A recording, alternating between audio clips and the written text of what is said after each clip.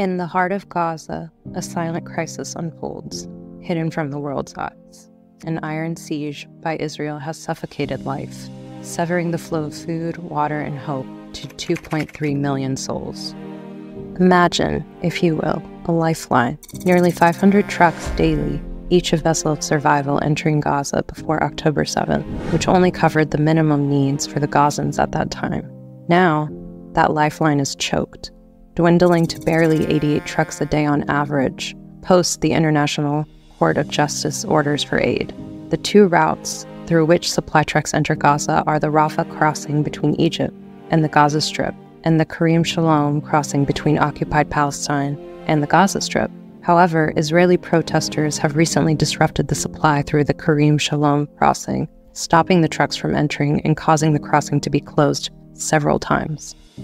The result? A dire plunge into scarcity. The north of Gaza, home to 500,000, faces almost a total food blockade. The UN's warning of famine now echoes as a grim reality.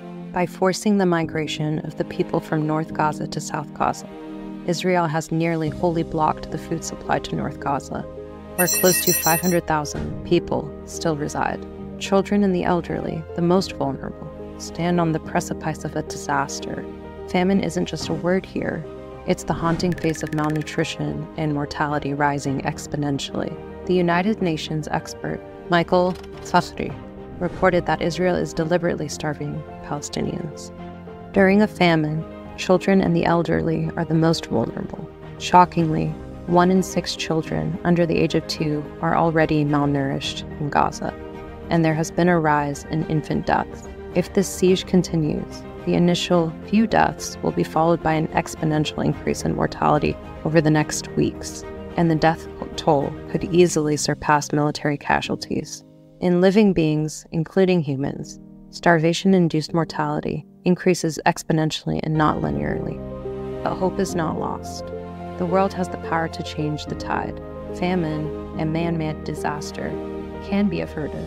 It calls for immediate and collective action to reopen the gates of aid and humanity. Join us, raise your voice, and extend your hand. Together we can lift Gaza from the shadows of famine into the light of hope. The time to act is now. Your support can turn the tide. Reach out, donate, and spread the word. Every moment counts in the race against famine.